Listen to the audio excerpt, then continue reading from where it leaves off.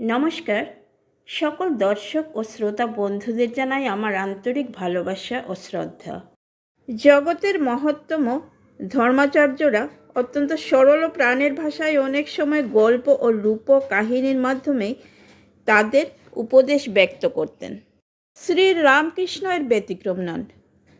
কেবল তার রূপ কাহিনী ও উপদেশমূলক ঘরোয়া গল্পে সক্রিয় বুদ্ধিদীপ্ত কৌতুক ও হাস্যরস তিনি সংযোগ করতেন।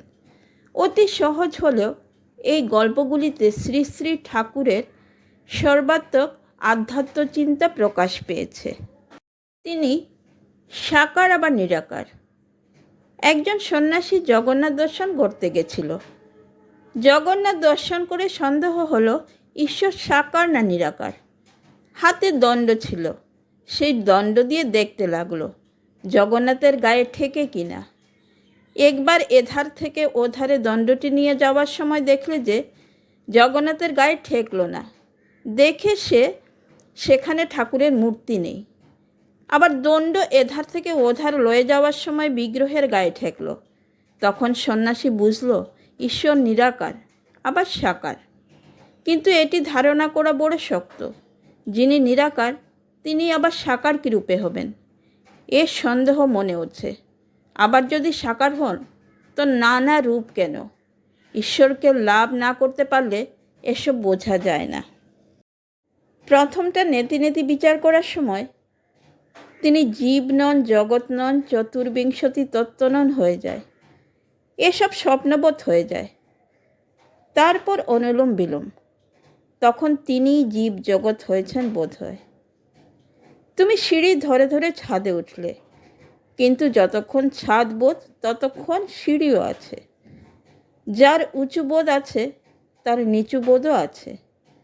আবার ছাদে উঠে দেখলে যে জিনিসের ছাদ তৈরি হয়েছে, ইট চুন সুরকি, সেই জিনিসই সিঁড়ি তৈরি হয়েছে। যতক্ষণ বোধ যে ঈশ্বর সেথা সেথা ততক্ষণ অজ্ঞান, যখন হেতা হেতা তখনই জ্ঞান।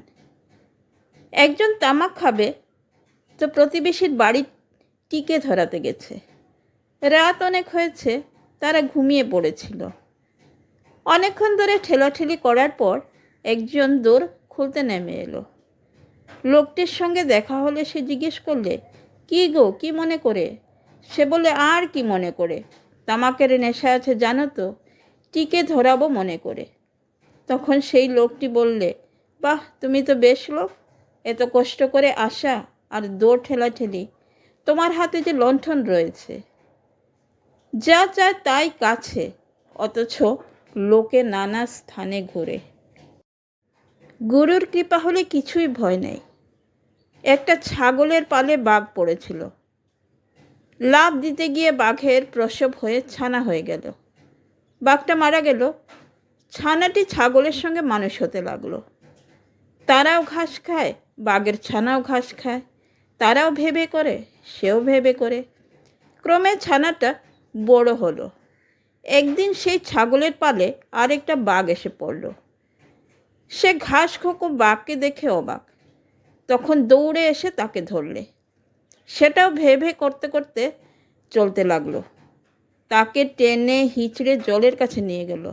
বললে, দেখ, জলের ভেতর তোর মুখ দেখ, ঠিক আমার মতো দেখ। আর এই যে নে খানিকটা মাংস, এইটা খা। এই বলে তাকে জোর করে খাওয়াতে লাগলো। সে কোনো মতেই খাবে না, ভে করছিল। রক্তের আস্বাদ পেয়ে খেতে আরম্ভ করলে। নতুন বাঘটা বললে, এখন বুঝছিস, আমিও যা তুইও তা, এখন আয় আমার সঙ্গে বনে চল। তাই গুরুর কৃপা হলে আর কোনো ভয় নাই। তিনি জানিয়ে দেবেন তুমি কে, তোমার স্বরূপ কি। একটু সাধন করলেই গুরু বুঝিয়ে দেন। এই আশা করছি আমাদের প্রত্যেকের জীবনে ঠাকুরের এই উপদেশগুলি খুব সহায়ক হয়ে উঠবে। ভিডিওটি দেখার ও পাশে থাকার জন্য আপনাদের জানাই অসংখ্য ধন্যবাদ।